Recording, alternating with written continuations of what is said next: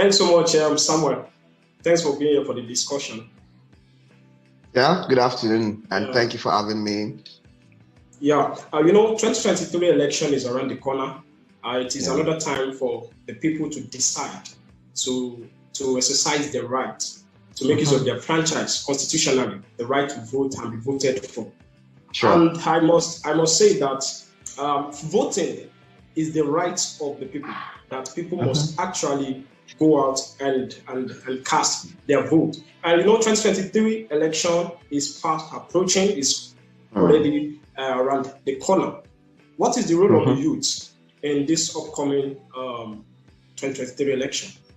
Well, you and I, we are youths, and of course, when we talk about youths, we know our rules, we know the rules that we should play when it comes to election. A couple of times we'll be talking about youth taking up leadership positions and, contesting and also winning elections. So for me, I believe the role of youths at this point in time should be much more elevated and, of course, elaborated. Usually, we do have so many youth talking about the election process, talk about campaigns, talk about rallies, talk about voting, talk about mobilization, talk about a lot of things. So we have a huge population of youths that gets involved in electioneering processes. But then, talking about contesting and actually, going for positions in all of these parties, I think that is where the youth actually needs to step up their game. So for me, I believe youth should, play a role of, coming out to get form in these political parties and registering for their voters card. Yes, you understand. You register, you contest. See, the fact that the moment you are 18, you have the right to franchise. You can vote and be voted for. Given that you belong to a political party, you are registered under a political party. You purchase the nomination form and you contest in primary, either direct or indirectly. Then either direct or indirectly. Then you can contest. So youth must see the need to, also get these forms and try to fight for positions instead of just supporting all the time. Yes, one of the best things I'm saying that youth should actually go into is mobilization. Youth should mobilize and create awareness to ensure that this coming election, that we rewrite the wrongs. Now, this 2023 coming election, election, do you think we can right the wrong? Do you think this election will actually end the struggle, or we should say the struggle continues?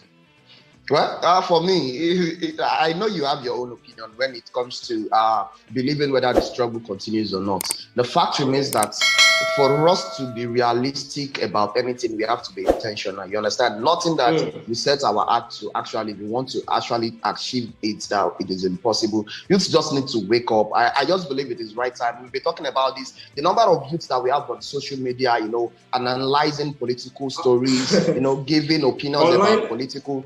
Yes, online commentators and voters. Most of these people don't even have their permanent voters card. So that is the problem we are having. So a lot of youths have to ensure that they get their PVCs. It's funny that you see that during election, what is the percentage, what is the population of youths that have PVCs in Nigeria? You see that market women, all these people, they have more PVC, they come out to vote during election, and even the youth that have been talking on social media for a very long time. So youth must, be serious about this.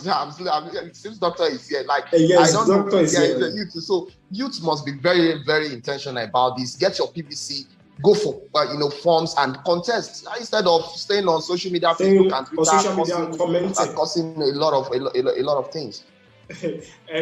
Doctor is here with us. What I want to add to what you are saying is that Africa is a continent of the young people. It is the world youngest continent with over 60% of its population below the age of 30. However, the representation of youths, young people in the political calculation, in political processes, in leadership, in governance in Africa is the worst in the whole world. Is very limited, and that's appalling. That shows that the participation of all citizens of a country in political processes is fundamental for democracy, and of course, why African young people have sort of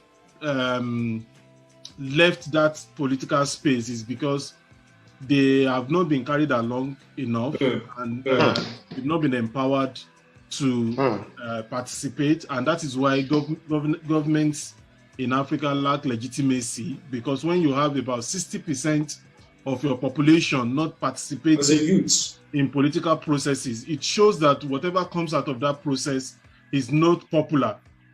And that is why that's true. Governments in Africa are not popular, because a huge segment of the population is not well engaged, and the representativeness and legitimacy of these processes are undermined.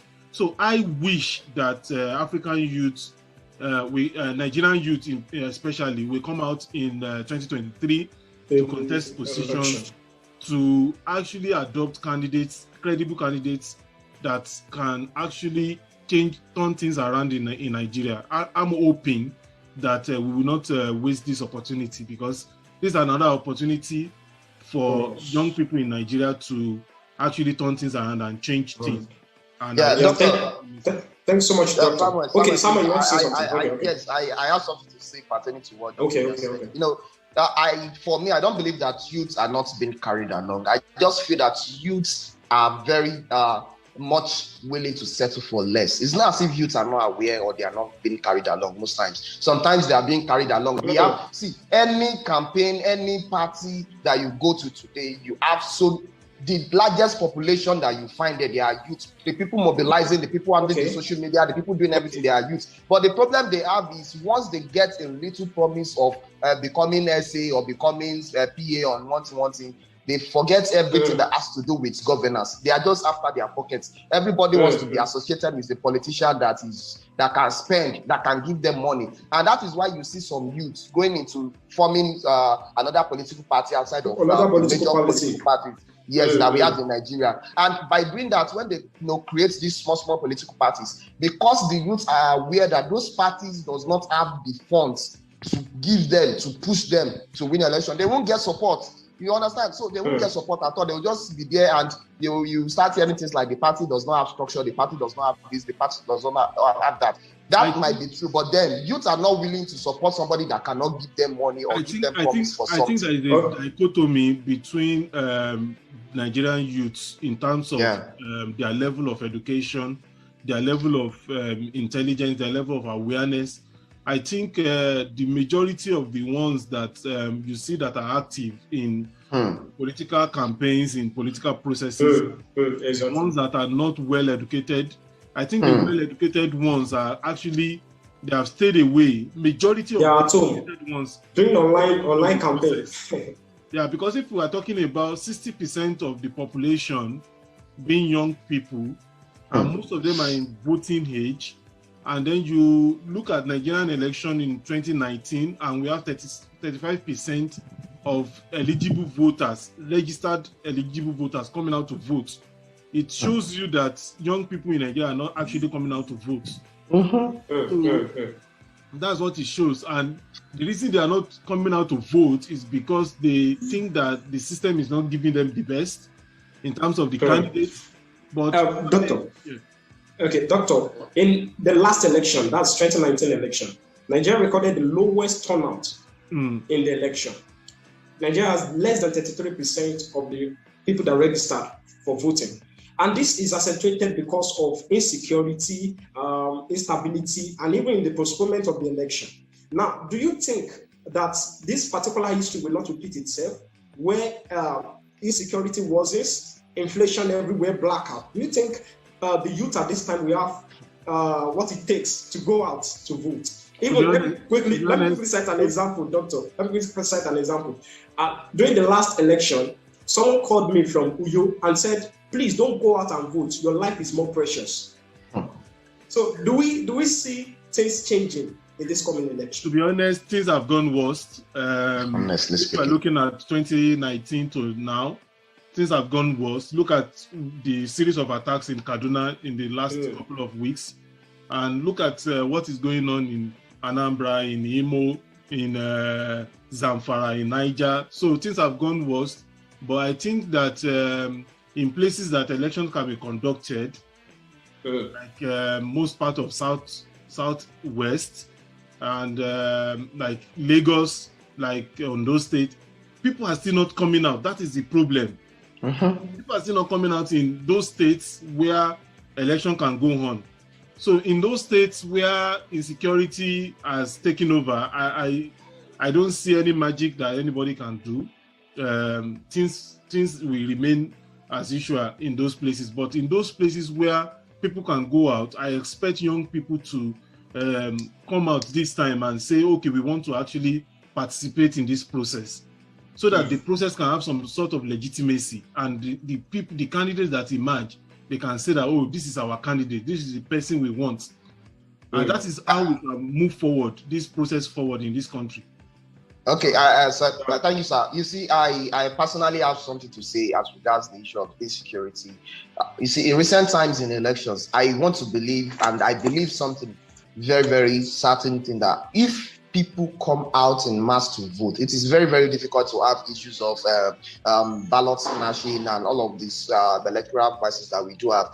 Take, for instance, in some recent elections that was edged, some rerun elections and all of these things, people came out in mass, and it was difficult in some places, in some very, very highly populated areas, for anybody to come and say you want to snatch any vote. But the problem we have sometimes is people vote as early as 10 o'clock, as 11 o'clock, and they just leave the voting center, and we have lesser people remaining there. And anybody, even somebody that is not armed with gun, can come there and just pursue the INEC people and take away the ballot box there. But if people should stand, vote, and stay by their votes, I'm assuring you that it will be difficult for anybody to think about ballot snatching.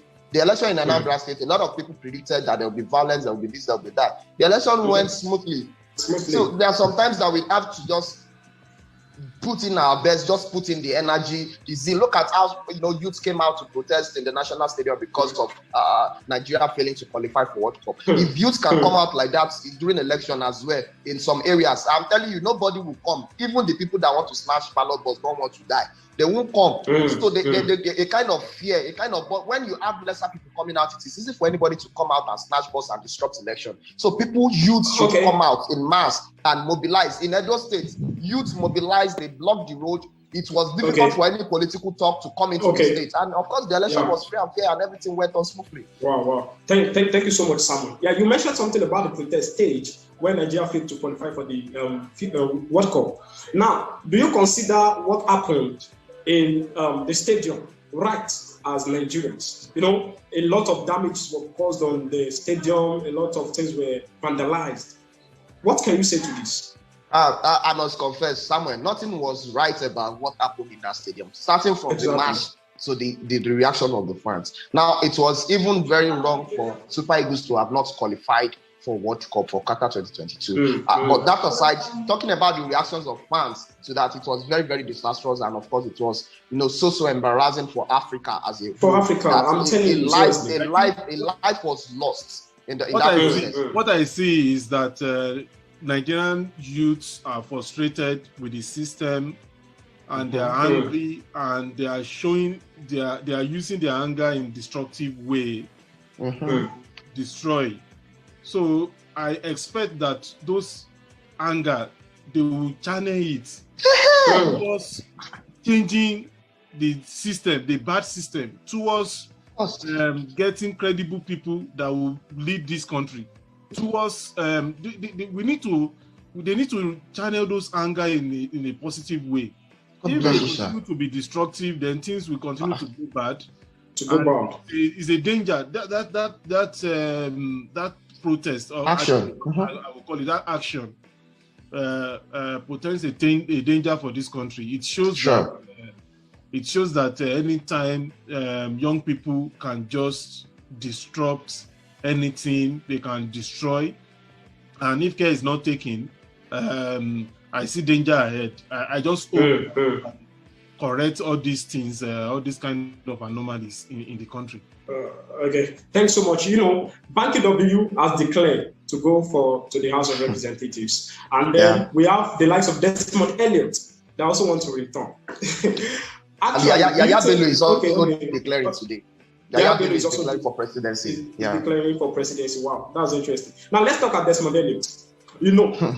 What actually happened during the EndSars and the social media stuff and every other thing. Do you think Desmond Elliott will have the favor of the people this time? You mean Desmond Elliott is not a Desmond? youth. It's not a youth. We are talking about youth here. Desmond Elliott is not a youth. So, in the Nigerian politics, I think we have to find our own youth. Probably UNESCO, UNO should give us the authority to define youth in the Nigerian context. Because if persons like Professor what's his name? Person like Bola Ahmed Tinubu can declare himself a youth in the public, and people still shares that trend. Yes, so it shows that we have to redefine youth. I'm talking about Desmond Elliott.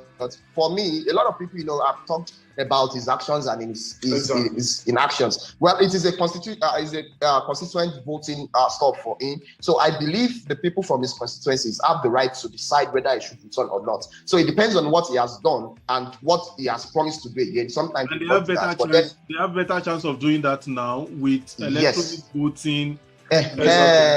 So there will be less anomalies in the coming elections, because we now have a system, electronic transmission of results. We now have a system that can reduce all these anomalies in our elections, that can reduce all this fraud, all this violence in our election. Because as you are voting, the result can be transmitted, and then so the people have more power with the new electoral act, and I hope that they will use that power to actually remove the politicians they don't want and actually elect the ones that they want. Yeah, that's a beautiful one. Before we bring this show to an end, I've heard many youth say that my vote doesn't count. My vote doesn't count so many times. Please, I need you to reorientate some youth out there. If people are thinking that their vote don't count, it's because of the level of abuses they've seen in that system, and that has sort of changed their orientation about the system. They just don't believe that system works. So if people have been following what has been happening in the country with the new electoral act, with the ways things have been going, I think we should begin to have confidence in the system and believe that we can actually, because if we give in to my vote don't count and I don't come out to vote, then allow mediocrity to continue to reign. Yes, sir. Yes, sir. Votes count. Politicians knows that votes count. That is why they can pay 15,000, 10,000 per vote. They are not smart. They are not foolish. They know what they are doing. They keep spreading. We keep hearing things like votes don't count sometimes to push people away from coming out so that they can fraudulently write results for themselves. The moment people come out to vote, I've witnessed an election that people came out to vote, they stood by their vote. The vote was counted in the last election in Ondo State. The vote was counted, and immediately the PO, or is it the PO or AP1, transmitted through the smart card reader. They transmitted the results live, and it went live, and from the server you can see the result from that polling unit. So votes now with the electoral, the e-voting system is now very much more transparent, and of course people should have it at the back of their mind that voting counts. If it does not count, they will not pay. It will count. It will count more and more in 2023. I'm very, very certain. So people should just prepare. Yeah. They should prepare for that 2023 election. Come out in mass and vote. Do not fear that your vote will not count. Do not fear for political violence. Come out, vote and stand by your vote, and vote for the right person. Not vote for money. Not vote for 5,000 naira or 10,000 naira and suffer from that 10 years. Oh, thank you so much for this discussion. Thank you, Dr. Gideon and Samuel Abodui. Before I go, I will say that please stay calm. Don't involve yourself in any trouble, because slaps is trending and it will take you to leave your seats to receive one. I am Samuel Washer, and thank you for joining us on Every Voice Matters today. Thank you. Yeah, thank you. Thank you. Thank you.